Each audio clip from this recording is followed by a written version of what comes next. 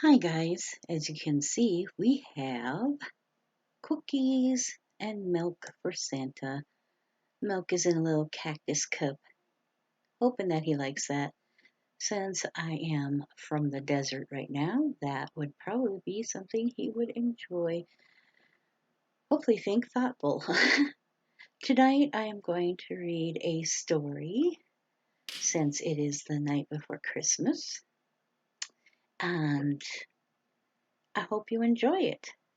I will leave a link down in the description upon where I found this story. And it's short stories for Christmas, written by, I believe, other people. Um, yeah, there's a lot of stories on the site. And I will leave that in the description box. So grab yourself some milk and some cookies and join me for the story.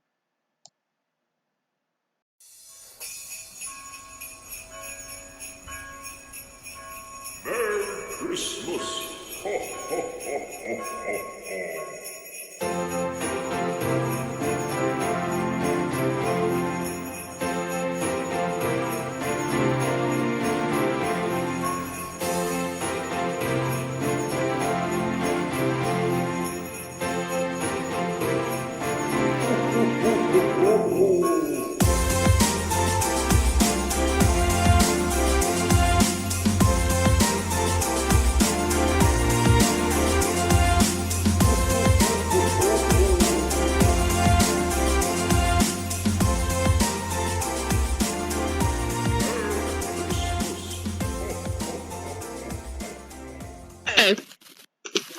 Okay, guys, it's me and Whimsy. She's here for us to read the story.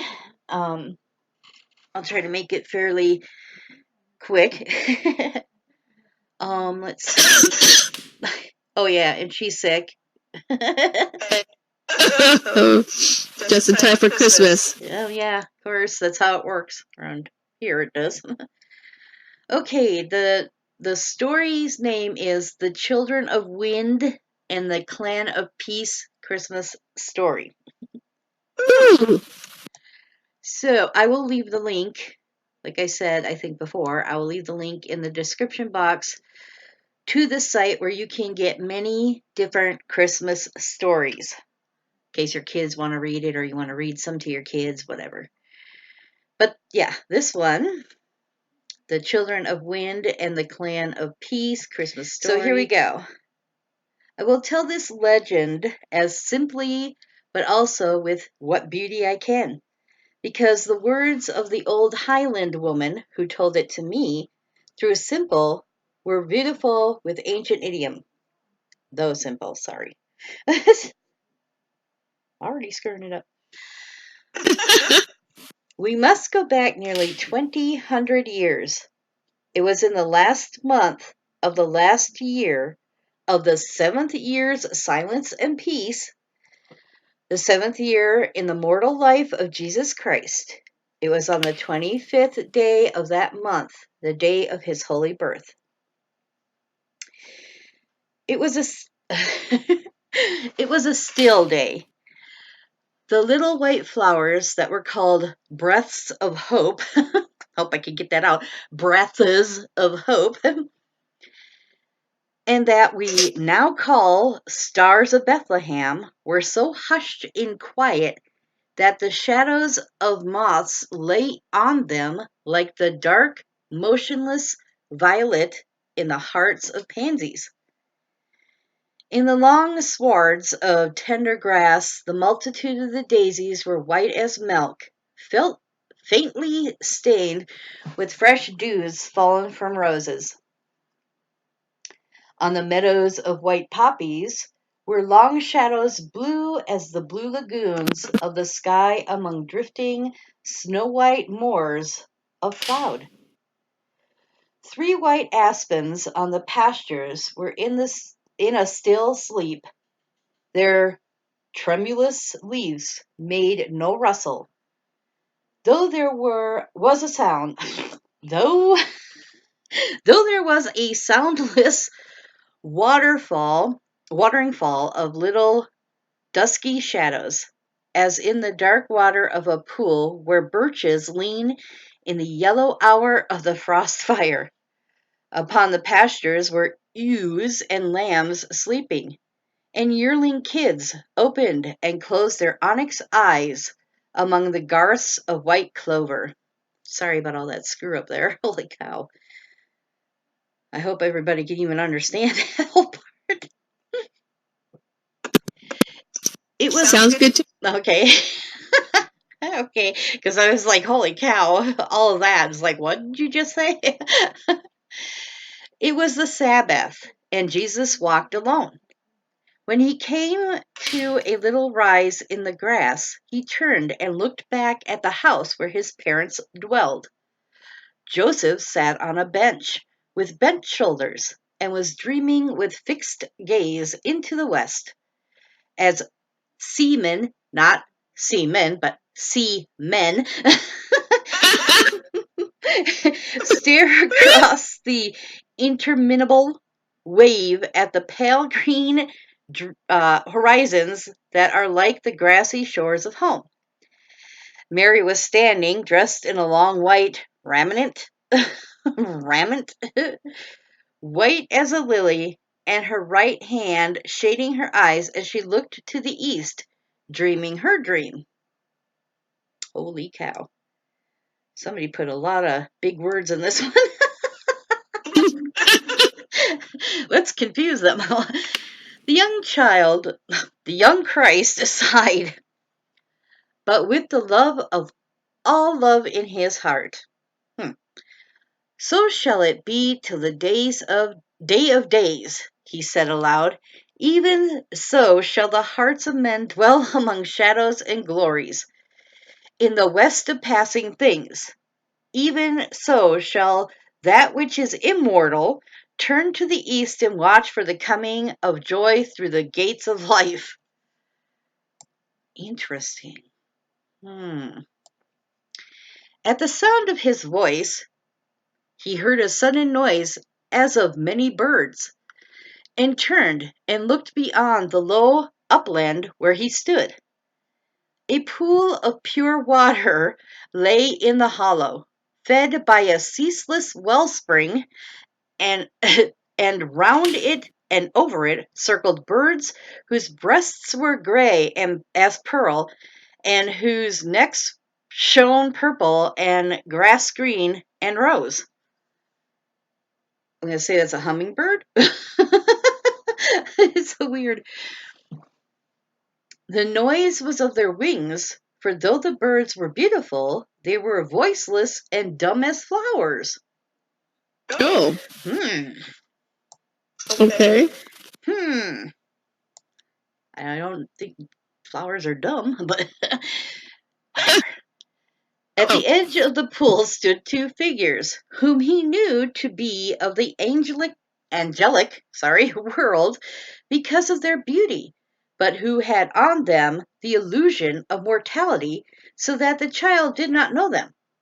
But he saw that one was beautiful as night and one beautiful as morning. Okay, I understood that. Okay. He drew near. I have lived 7 years, he said, and I wish to send peace to the far ends of the world. Tell your secret to the birds, said one. Tell your secret to the birds, said the other. So Jesus called to the birds. Interesting. Come, he cried, and they came. 7 came flying from the left, from the side of the angel beautiful as night. 7 came flying from the right, from the side of the angel beautiful as morning. To the first he said, Look into my heart. But they wheeled about him, and with newfound voices mocked, crying, How could we see into your heart that is hidden? And mocked and derided. What the heck is derided? And mocked and derided, crying, What is peace? Leave us alone, leave us alone.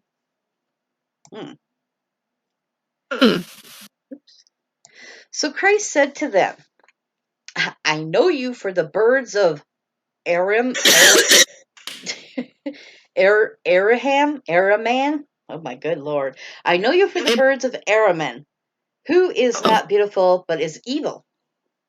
Henceforth you shall be black as night, and be children of the winds. Yes, okay. Henceforth you shall be black as night, and be children of the winds. To the 7 other birds which circled about him, voiceless, and brushing their wings against his arms, he cried, "Look into my heart."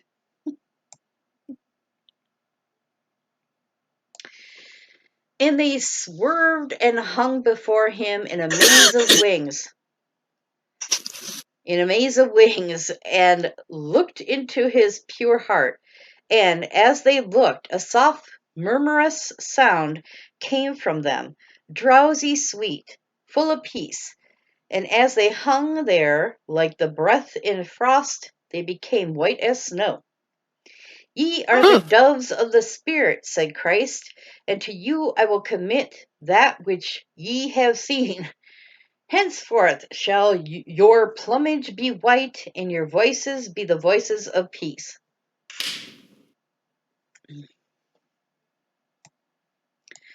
The young Christ turned, for he heard Mary calling to the sheep and goats, and knew that dayset was come, and that in the valleys the gloaming was already rising like smoke from the urns of the twilight. When he looked back, he saw by the pool neither the son of joy nor the son of sorrow, but 7 white doves were in the cedar beyond the pool, cooling in low ecstasy of peace and awaiting through sleep and dreams the rose-eyed pathways of the dawn. Oh my good lord. Down the long gray reaches of the ebbing days he saw 7 birds rising and falling on the wind, black as black water in caves, black as the darkness of night in old pathless woods. And that is how the first doves became white, and how the first crows became black, and were called by the name that means the clan of darkness, the children of the wind. The end. That I thought was going to be a different type of story, but apparently not. Wow, that was interesting. There was a lot of description in there about the wilderness, I think. So that was a story on how the crows became black and the doves became white, yeah. Okay. That was a very interesting story. And the way they... Whoa. You all right? I'm okay. And the way they wrote that story was kind of confusing to read.